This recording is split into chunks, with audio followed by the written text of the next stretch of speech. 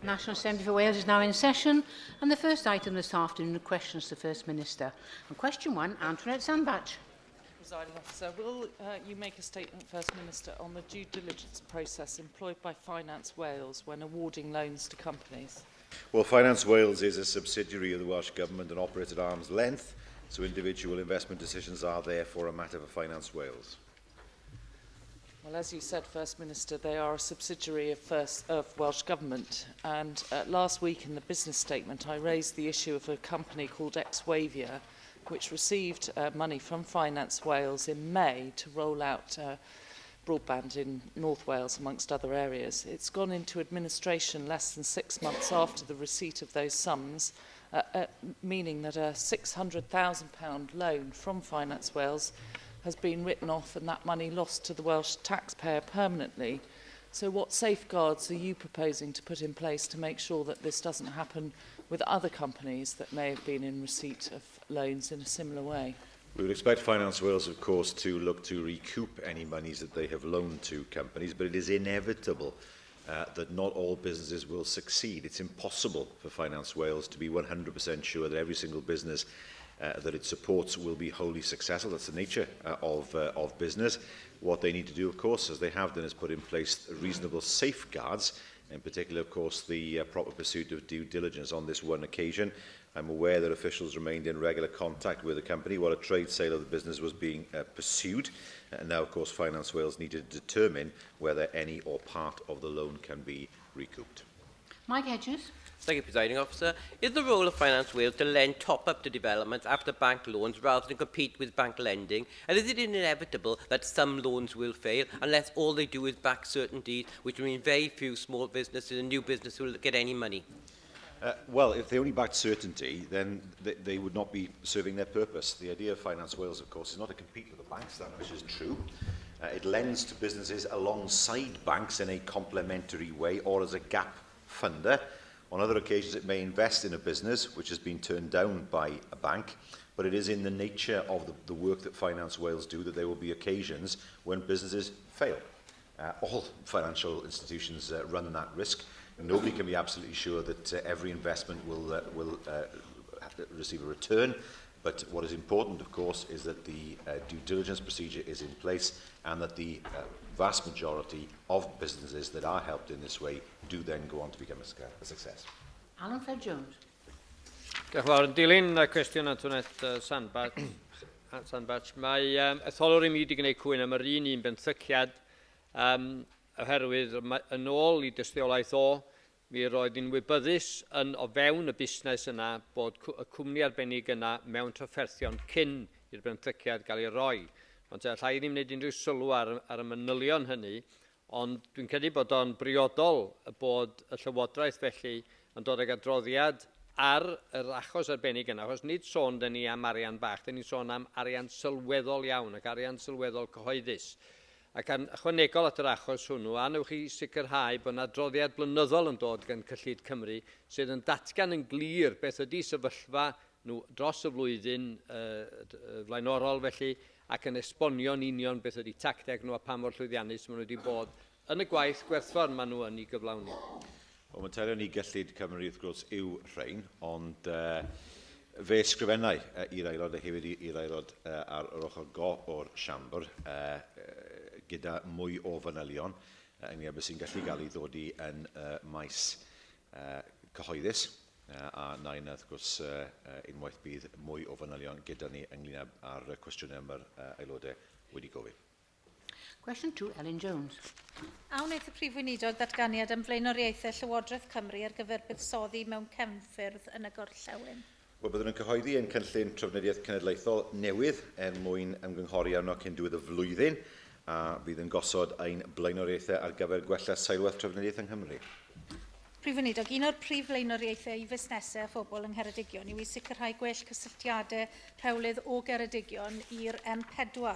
Mae cyflwr rhai o'r ffyrdd yma yn perthyn mwy i'r 20fed ganrif wedyn ni nag i'r 11fed ganrif ar hugen, a dwi'n meddwl yn benodol iawn am y cysylltiad rhwng Aberteifi a Thregyfyrddin a hefyd yn rhannol o Llambed a Llandysul a Gyfyrddin. A wnewch chi fel Llywodraeth sicrhau eich bod chi'n cael trafodaeth gyda Cyngor Sir Gyfyrddin a Chyngor Sir Ceredigion i sicrhau rhaglen o waith cyfalaf i wella y ffyrdd a'r cysylltiadau pwysig yma rhwng Ceredigion a'r M4. Wrth gwrs, i wastad yn ystyried ymhaffydd allwn ni i wella'r system trafnidiaeth, yn enwedig yng Ngheredigion. A wedi wneud hynny, wrth gwrs, mae lot fawr o waith wedi cael ei wneud rhwng Llandysil a Synod, yn enwedig yn ardal post bach i sicrhau bod y hewl yn mwy syth. Glandyfu, wrth gwrs, sydd yn Ceredigion, fel dwi'n gwybod, mae gwaith mawr wedi cael ei wneud fanna, ac wrth gwrs y ffordd osgoi yn Llandysil, sydd yn wir ddim yn mynd o un rhan o Ceredigion yn llall, ond o Sir Gar i Ceredigion. Felly mae yna fuddsoddiad wedi cymryd lle yng Ngheredigion dros y blynydde, a ni wastad yn barod i ystyried ym mha ffordd, felly ydy fe'n bosib i weithio gyda cynghorau lleol i sicrhau gwelliannau yn y dyfodol. Paul Davies. Diolch Llywydd. Prif Weinidog, dwi'n falch bod Llywodraeth Cymru wedi cytuno o'r diwedd i ymrwymo i edrych ar y posibilrwydd o droi'r A40 yn Sir Benfro i fod yn ffordd ddeiol trwy gomisiynu astudiaeth sydd yn mynd i gael ei gwblhau dwi'n deall y mewn 6 mis. O dan yr amgylchiadau, gallwch chi gadarnhau y bydd y Llywodraeth yn ymgynghori'n eang a'r rhanddeiliad allweddol fel yr awdurdod lleol enghraifft yn ystod y broses hon mwyn sicrhau bod yr astudiaeth yn ystyrlon ac yn fuddiol. Wrth gwrs, byddwn ni'n erbyn wrth gwrs i ymgynghori gyda phob corff sydd â unrhyw fath o ddiddordeb yn hwn yn y ffordd arferol, ac wrth gwrs fi'n siŵr bod yr aelod yn croesawu'r ffaith bod gwaith yn cymryd lle nawr mwyn sicrhau bod yr hewl yn cael ei wella yn y dyfodol. We now move to questions to the party leaders, and first this afternoon, Leader of the Opposition, Andrew Davies. Thank you very much, Presiding Officer. First Minister, tomorrow is the 5th anniversary of you becoming First Minister here in Wales, and I think it's an opportune time to maybe reflect on some of the issues that obviously have cropped up in that 5 years. And most notably, health has dominated the 5 years, obviously, because it's the largest part of the Welsh Government's delivery. Regrettably, on waiting times in particular, the record is pretty appalling. The number of people waiting for the start on NHS treatments is up 131% since December 2009, from 187,000 people to 432,000 people in September of this year. And those waiting for diagnostic services has increased by over 1,000%, from 1,906 people in December 2009 to 22,000 in September of 2004. Are you pleased and proud of that record? Well, 5 years have gone very quickly, that much I have to say. And of course, I do look with some envy at my predecessor, Rhodri Morgan. When he was First Minister, we were in an age of ever-expanding budgets. We are in an age of Tory cuts.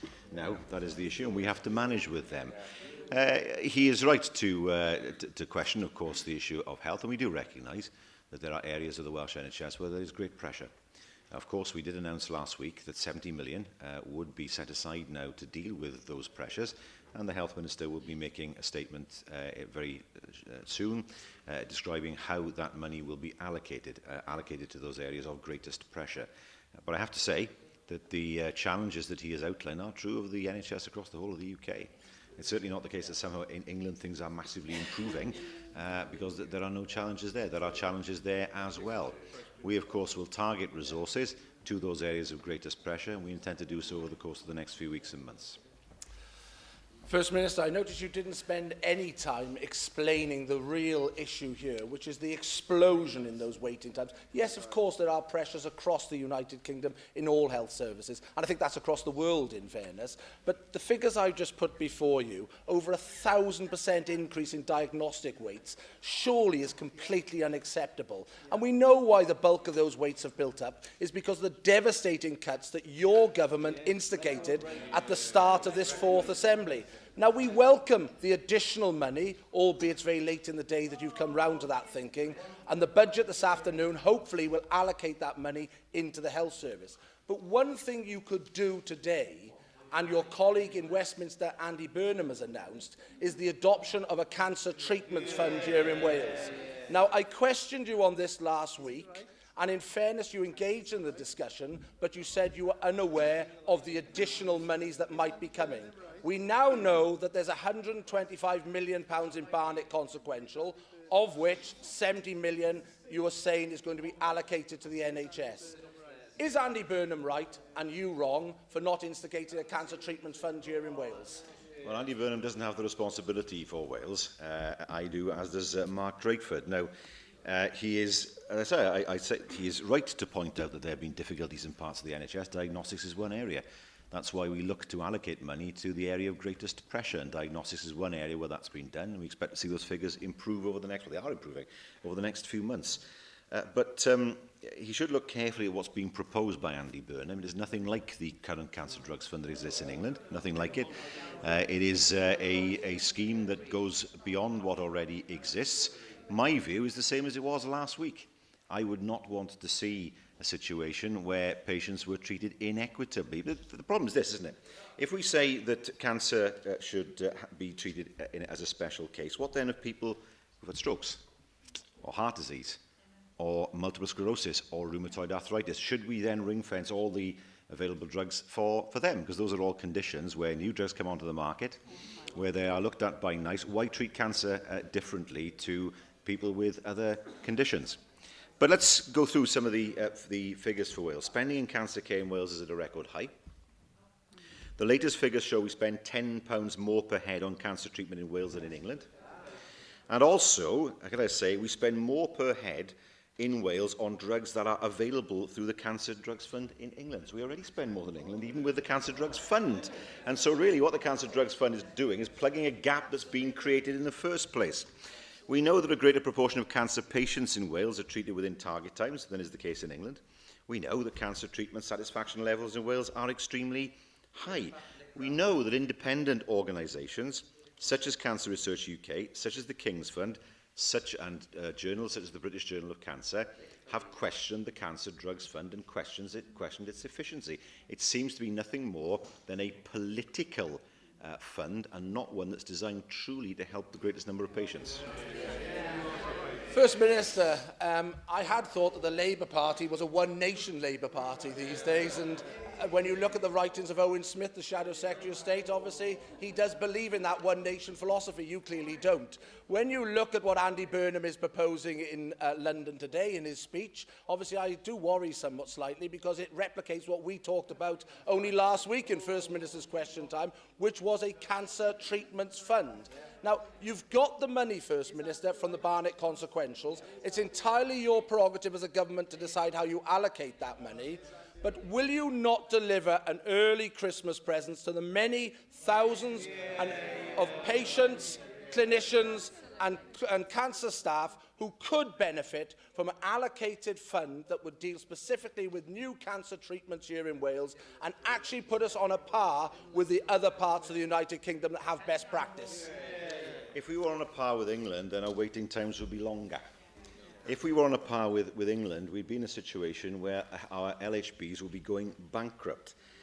I mean, there's an irony to this. For example, only last month, the Health and Social Services Minister actually launched a linear accelerator in Velindre for stereotactic radiotherapy.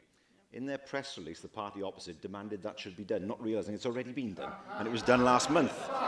And that will provide a huge amount of treatment for patients in Wales, and that is something that comes from a fund that was established after discussions with the Liberal Democrats. I see the leader of the Liberal Democrats nodding at that. In fairness, it was something that she suggested and we were able to support. So we already have that treatment in place.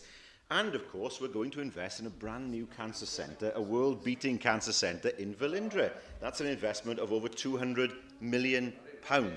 Now, when it comes to cancer treatment, yes, he talks about the Cancer Drugs Fund, but we spend more on cancer drugs. Our waiting times are better. We're investing in terms of a new cancer centre. We're investing in terms of new machinery, such as machinery for stereotactic radiotherapy. And it shows that when it comes to those people who unfortunately are diagnosed with cancer, they have a much better chance of treatment and drugs in Wales. We now move to the Leader of the Welsh Liberal Democrats, Kirsty Williams. Presiding Officer, First Minister, I'm sure you'd agree with me that the confirmation in last week's autumn statement of the full devolution of business rates is very welcome indeed. Could you outline what policies we can expect you to implement to use these new powers to help boost the Welsh economy?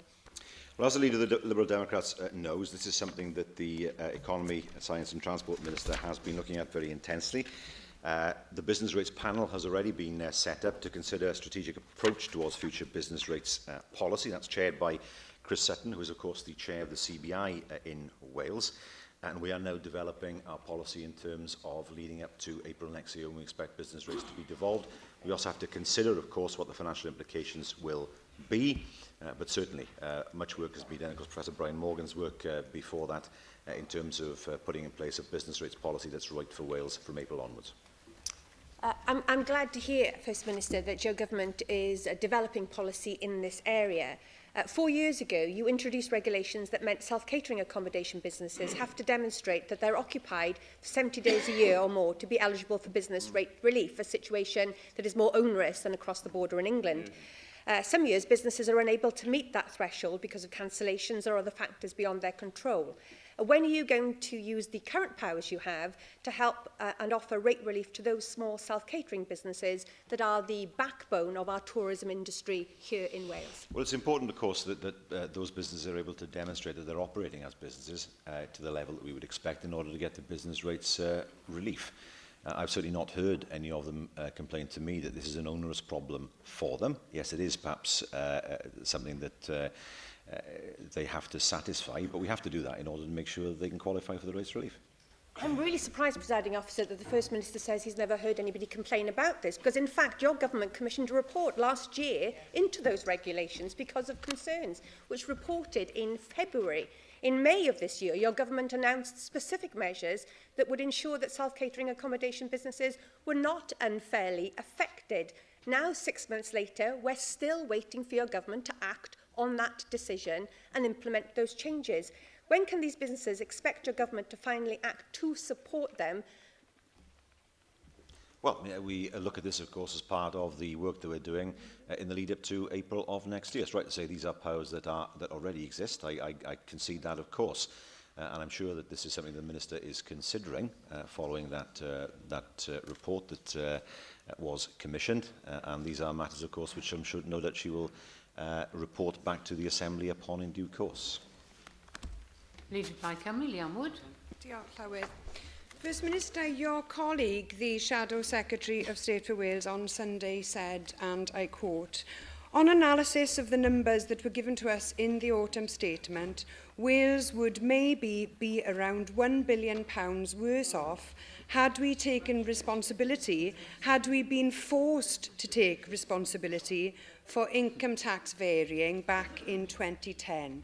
Do the Shadow Secretary of State for Wales's figures add up, First Minister? Well, I would have thought it was obvious because, firstly, we know, and we've discussed this many times in this chamber, the issue of fair funding, but the income tax take would inevitably have dropped from 2008-2009 onwards. One of the issues we have to deal with as we look to gain fiscal powers is our ability to deal with volatility in the tax take. We know that would have been the case with stamp duty from 2008 onwards. We know it would have been the case with income tax. So it's correct to say that, as with any government anywhere, there would have been a drop in the income tax take. It's not just true of Wales, it's true of the UK and every Western European economy. First Minister, it remains unclear whether you recognise that the £1 billion figure bandied about by the Shadow Secretary of State for Wales stands up, or whether or not you think that that's a made-up figure, a figure plucked from the air. Now, I wrote to you recently, providing detail on Plaid Cymru's calculations for underfunding. Perhaps, First Minister, you would be prepared to return the favour by providing us with the methodology behind Labour's claims that Wales would have been £1 billion worse off had it had responsibility for income tax sharing powers. Well, I mean, we talk about made-up figures, and she refers once again to the 1.2 billion calculations which we haven't seen. I think, as I say, it's perfectly reasonable and perfectly obvious to suggest, as was the case with the government of the Republic of Ireland, with the government of the UK, France, Germany, Spain, Greece, any Western European country, that there was a drop in the tax take from 2008 onwards. We know that from the 9th of August 2009, when the financial situation across the world started to tank, that countries then saw their tax take drop. Now, we have to build into our calculations, as we look to gain more revenue-raising powers, that possibility in the future. So it is right to say, no doubt about this in my mind, that as with any other government anywhere in Western Europe and indeed North America, there would have been a loss in terms of the income tax take from 2008 onwards. It seems obvious. There may well have been a loss, First Minister, but you haven't said whether or not that loss would be the £1 billion as calculated by your Shadow Secretary of State for Wales. And you also know that the calculations behind our figures are correct as well, because I wrote to you, detailing those figures. Do you not read your correspondence, First Minister? Now, First Minister, you've said before, and I've listened very carefully, that you want Barnett addressed before income tax is devolved. And last week, you told me, and I quote, "It makes perfect sense to sort out the basis of funding first to get that right, rather than lock in that underfunding through taking income tax powers." And that's not the first time that you've made that point. Can we take it for granted then, First Minister, that a Labour Secretary of State after May would introduce a Barnett floor at the earliest opportunity, and will you give us that as a guarantee this afternoon? Well, I mean, first of all, I have read her letter. It just didn't make any sense. I have responded to it. Oh, come on. I mean, secondly, could I say to her, well, I mean, I didn't heckle her when she was speaking. Secondly, I have to say, I remain of the view that we have to sort out funding before we take on board income tax. It is a trap. It's a trap that's been laid for us. It's a trap that has been laid for us. It has been made very clear by my party that underfunding will be addressed. We support the Barnett floor. There's no question about that. Well, first of all, I can guarantee it in the sense that she can guarantee, as she has already conceded, there will be a Labour majority government after May, having said that there will be a Labour Secretary of State. It seems to me absolutely sensible to deal with the issue of funding before taking on board major tax-varying powers. And those powers are not something that she and I would necessarily disagree with, I have to say. But I'm not prepared to have income tax-varying powers foisted on the people of Wales with a financial settlement. And that has to be dealt with first. And we, as a party, will not let the people of Wales down in that regard. We now move back to questions on the paper, and question 3 is Byron Davis. Thank you, Presiding Officer. First Minister, will you make a statement on the Swansea Bay tidal lagoon, please? Yes, I welcome the acknowledgement by the UK Government last week of the potential for a tidal lagoon in Swansea Bay, contained, of course, within the National Infrastructure Plan, and, of course, the intention to start closer discussions with the developer. Thank you for your response there, First Minister, and I'm pleased that you welcome yet another significant Welsh infrastructure and commitment by the Conservative-led government. Especially given the tidal lagoon has huge potential for job creation and confirms just how important various forms of renewable energy remain for both Wales and the UK.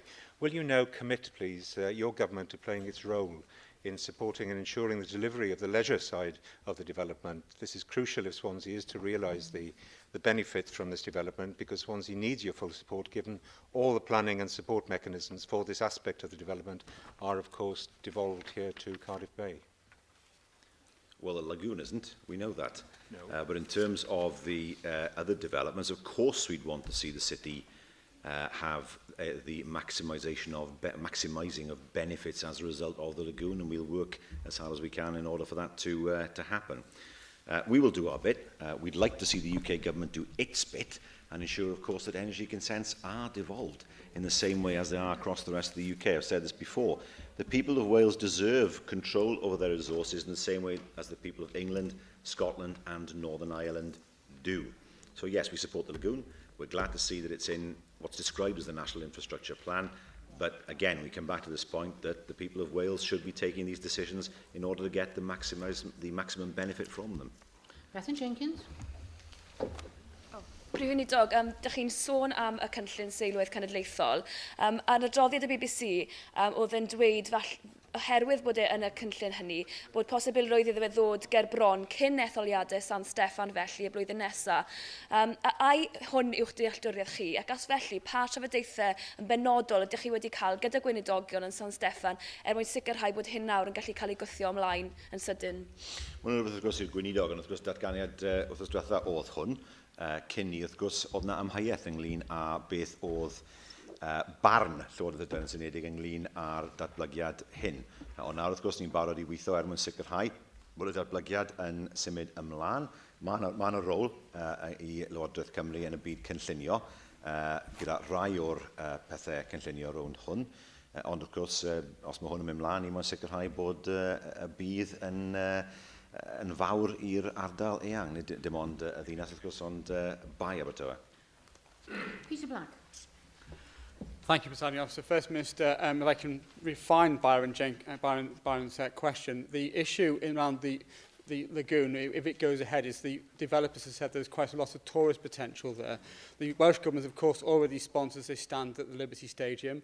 Will you start talking to the developers about how we can take advantage of the opportunities offered to the lagoon in terms of attracting more tourists to the Swansea Bay region, especially given that they have indicated that further lagoons may appear around the Welsh coast, and this could actually be a model for other areas of Wales? Yes, we will, because there are obvious benefits. First of all, about 5,500 jobs in the construction phase, and another 1,800 jobs plus full-time equivalents from 2015 onwards. So in terms of job creation, it's clearly an important driver, and we want to work, of course, with the UK Government and the local authority where that's appropriate in terms of planning to make sure that those jobs come to Wales. Question 4, Mark Isherwood. Will the First Minister make a statement on the provision of autism services in Wales? Well, since 2008, the Autistic Spectrum Disorder Strategic Action Plan has provided over £12 million for the provision of autism services in Wales, and we're working with the stakeholder advisory group in terms of working towards developing future priorities for action, and that work will come to a head in the new year. Thank you very much. At the recent cross-party autism group, members there voted unanimously in favour of calling for an Autism Act. Different branches and support groups stated, to give example, they don't benefit, there's little benefit on the lives. The difficulty is that it has no teeth. Autism services in the area is still very limited, and adult services basically non-existent, and people are being pushed into further crisis. And particular concern was raised, as you'll be aware, about the withdrawal of ring fencing by the Welsh Government from funding for the ASD action plan delivery as it goes to local authorities. Last week, your Health Minister confirmed positively that he'd written to each local authority telling them to continue to spend the money on autism, and that he'll be monitoring local authorities to ensure this happens. Will you ensure, working with the Health Minister, that a copy of that letter is shared with Assembly members, and that Assembly members are kept informed on progress? Yes, of course, there's no difficulty with that. In terms of the autism proposed, we call it an autism bill rather than act at this stage, this is an issue raised with me by a constituent on Friday, so it is something I know that the Minister responded to last week during his questions. I know that he said that he would be seeking advice as to the possible benefits of such a bill, and that is something that we will consider, of course, actively. But we know that such a bill wouldn't come forward now until after 2016, given the length of time left in this Assembly. Simon Thomas. Diolch Llywydd. Ond mae yna bil, wrth gwrs, anghenion dysgu ychwanegol eisoes yn y arfaeth gan y Llywodraeth. Wrth weithredu'r bil yna sy'n mynd i newid y gefnogaeth a bydd rhai disgyblion gyda awtistiaeth yn cael yn yr ysgolion ni, er enghraifft. Ydych chi'n mynd i roi arian ychwanegol i gwneud yn siŵr bod y bil yn llwyddo? Wel, wrth gwrs, mae hwnna'n rhywbeth, mae'n rhan o'r drafodaeth o'r bil i hunan, ond ni wedi gweud o'r blaen lle mae yna ddeddfwriaeth yn rhoi dyletswydd er enghraifft ar awdurdodau lleol, felly byddwn ni'n erbyn i gyllido y newidiadau. So mae hwnna'n egwyddor sydd wedi bod mewn lle os blynydde. Ni gyd yn deall, wrth gwrs, lle mae yna ddeddfwriaeth yn dod i rym, mae'n bwysig i ystyried y sefyllfa ariannol, ac i sicrhau yn wir bod yr arian mwyn sicrhau bod y bil y wedyn i'r ddeddf yn effeithiol. William Powell. Diolch yn fawr, Llawydd. First Minister, with the concerns that are out there across Wales in terms of the dropping of the ring fencing of 40,000 per local authority, and given your Health Minister's undertaking to write to all local authorities, urging them to spend the money still within the autism field, would it not be a good idea to actually engage with your Minister to actually ask him to reconsider the removing of that ring fence, given the importance that that money has had since 2008 in underpinning the delivery of the ASD strategy, particularly as it comes for the refresh, which I understand will be launched shortly? Well, officials will be monitoring the way in which spending on autism is taken forward at local authority level over the course of the coming year. Of course, if there are signs that the service is not keeping to the standard that we would expect, then we will have to take certain actions. But first things first, we will be monitoring the new arrangements in order to make sure that they are satisfactory. Question 5, Alan Roberts. Diolch Llywydd. A wnaeth y Prif Weinidog rwy'r wybodaeth ddiweddara am gynlluniau gaea y byrddau iechyd lleol. Mae pob un o'r byrddau iechyd wedi datblygu cynlluniau integredig gyda'r ymddiriedolaeth ambulance a phartneriad awdurdodau lleol ar gyfer y gaeaf I ddod. Mae'r cynlluniau hynny wedi cael ei gyhoeddi ar wefannau'r sefydliadau. Diolch Prif Weinidog. Mae cynllun Betsy Cadwaladr sydd wedi gyhoeddi yn dangos bod yna angen gwariant rhyw 3.2 miliwn yn ychwanegol i'w arian cyffredinol.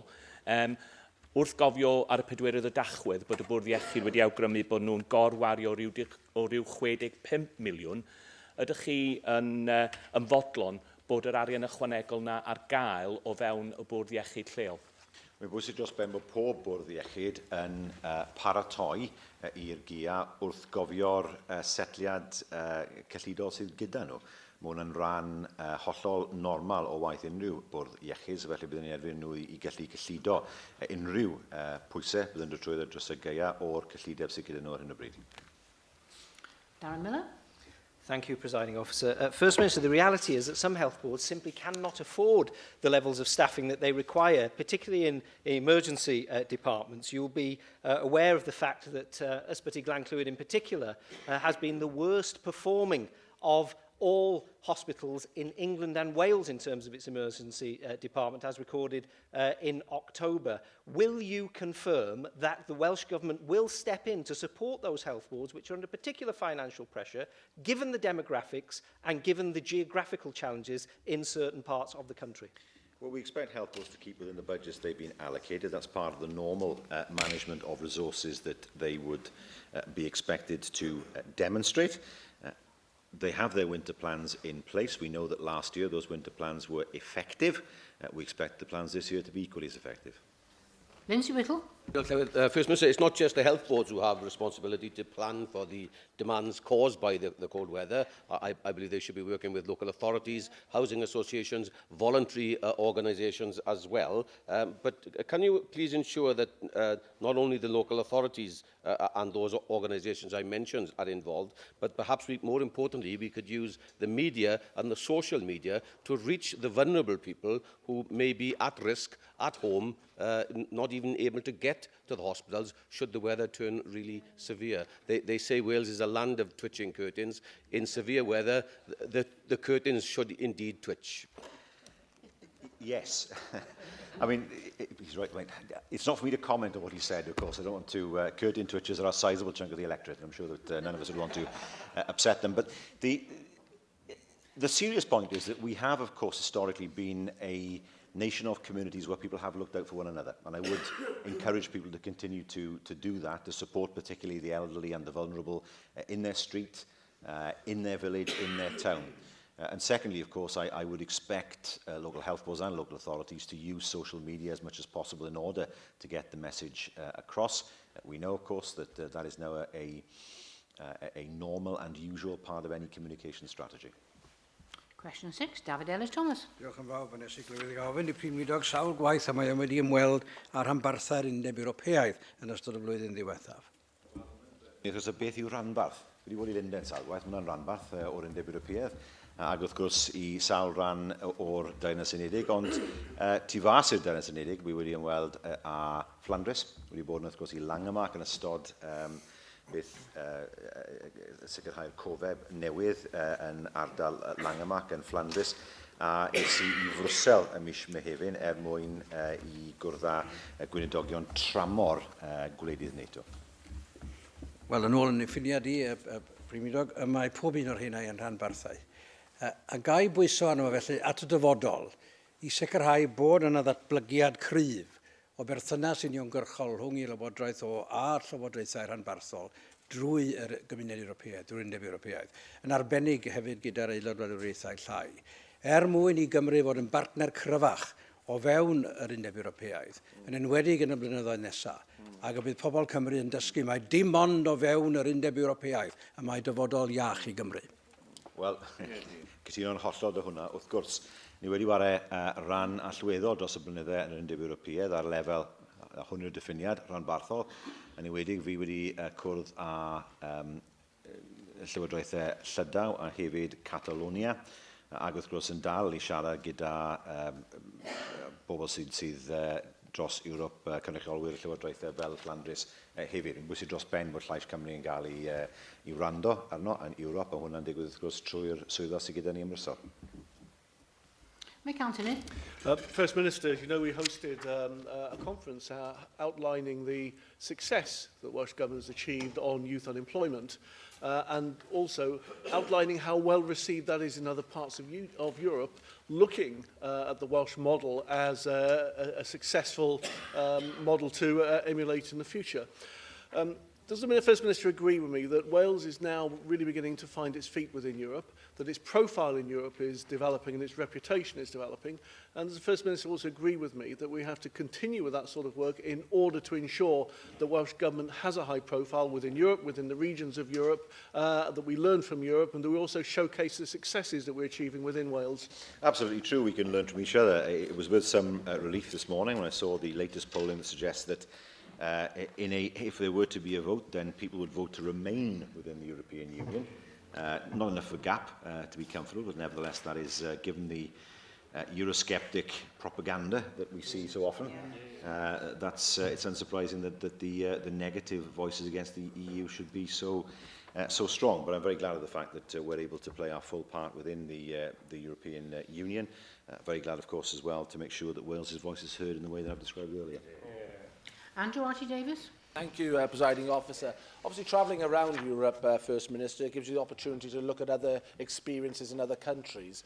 Your government has taken a conscious decision to have the highest rate of modulation on farm incomes here of 15%. It has also decided to cut the rural affairs budget by 18%. If we just go over the Irish Sea, the exact opposite prevails there. 0% modulation and an aspiration to double output in the field of agriculture. Which philosophy do you think is correct when you visit these countries? Your philosophy of cutting production and cutting support here in Wales, or the Irish philosophy of supporting growing the rural economy? I think we'll have a more sustainable farming industry. Production has to be linked to the market. End of story. You can't just subsidise production. All that means is he will know this full well, that it encourages people to produce more than the market can absorb. It depresses prices, and it also doesn't help the quality producers, those people who really focus on what they produce.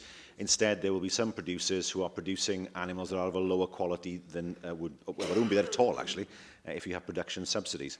What's important is there's sufficient money available to make sure that farming businesses become more sustainable.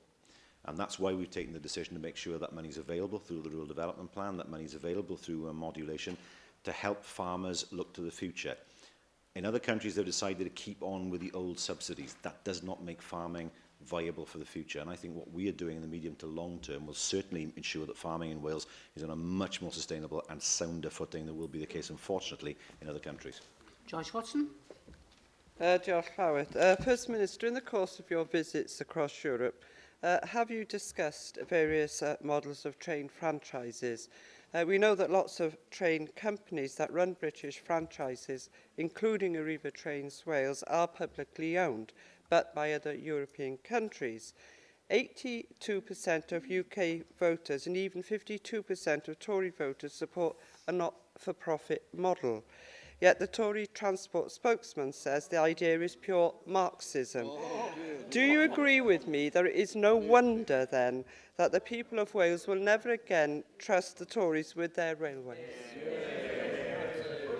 Well, it means that the Minister of Transport is also a Marxist, given the fact that, of course, some franchises in England are run, indeed, by the UK government. I thought it was a bit over the top. It's Christmas. Let's be generous. And Byron sometimes takes it in the neck from me. Slightly over the top in terms of the description that he gave. I think a not-for-profit company to look at running our railways is certainly something that we should be looking at. I think that would gain strong support from the people of Wales. And, of course, we know that transport is important, despite the fact, of course, that I don't think there's anybody in this chamber who has ever been late for an event and laid the blame on immigrants. Question 7, William Graham. Thank you, Presiding Officer. Will the First Minister outline how the Welsh Government would address the anticipated shortfall of 8,000 skilled workers within our manufacturing industries by 2017? Yes, our skills implementation plan, which was published in July, does highlight the actions we're taking with employers in order to maximise the opportunities to grow the skills base, and of course particular attention is being given within the enterprise zones to them developing their skills plans that they need as well. Thank you very much for your answer, First Minister. I was recently with the Anglesey Enterprise Zone, and though they welcomed the commitment to the £12 billion nuclear power station in outline granted by the Conservative-led government in Westminster, they were concerned that with your cuts in the education budget, they would not be able to meet the aspirations of those people who want jobs on that site when it's completed. Well, I mean, if you look at the apprenticeships that we have delivered since 2012, they are many. We expect, of course, the enterprise zones to, as I say, develop their skills plans and to work closely with the sector skills councils to understand what they require as well. We're supporting the regional skills partnerships to develop and publish an annual regional employment and skills plans as well. And, of course, in the early part of next year, we'll launch the Skills Gateway, which will simplify arrangements for accessing skills and employment support. We believe, just giving some examples there, that there will be plenty of support available in order to develop the skills that we need in the future. Jeff Cuthbert. Diolch, Llywydd. First Minister, I'm proud of this Welsh Government's record on apprenticeships, which has seen all targets exceeded over the last 2 years, thanks in large part to the 40 million extra funding provided to boost numbers through the Young Recruits programme. This, of course, will result in more learners aged between 16 and 24 completing higher level apprenticeships, helping to provide our labour market with the skills needed for a high-tech manufacturing-based economy. First Minister, would you therefore agree with me that despite the cuts imposed upon us by the UK Government about the importance of partnership working between the Welsh Government, employers, learners, learning providers and FE colleges so that we can continue to deliver a successful apprenticeship programme during times of tightened public finances? Yes, there are always challenges, of course, as the member knows, but we know that we have a long history in Wales of providers and employers working together to make sure that we have the flow of skills that we need. And we know how important that is. If we don't have the skills, we can't attract the investment and we can't help our SMEs to grow. So we fully understand how important it is to make sure that the skills flow remains in place. Rhina Biowydd.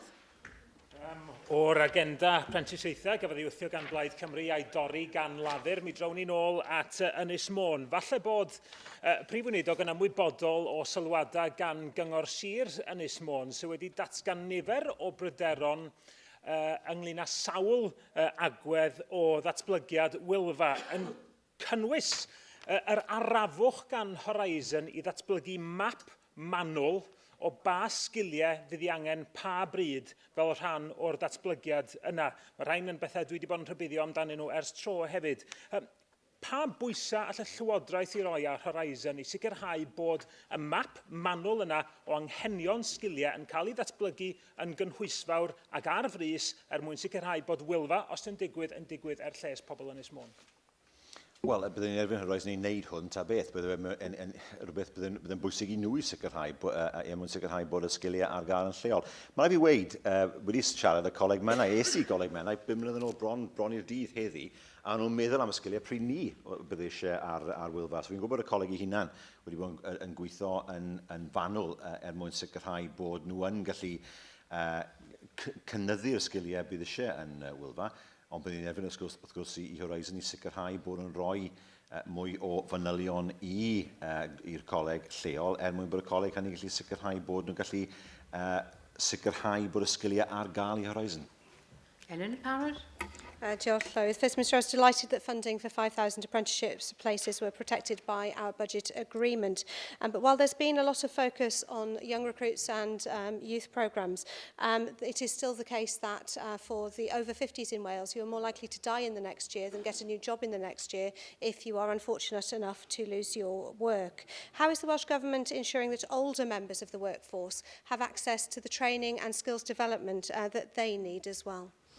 Well, of course, of the schemes that we have, there are some that are targeted at young people. Jobs Growth Wales clearly is one of them, but we've worked with DWP, we've worked in terms of with the city regions, we've worked with the enterprise zones to make sure that skills are available for those of all ages. We know that it's important that people are able to develop new skills as they get older in order to make themselves attractive in the employment market, and that is something, of course, we will continue to do.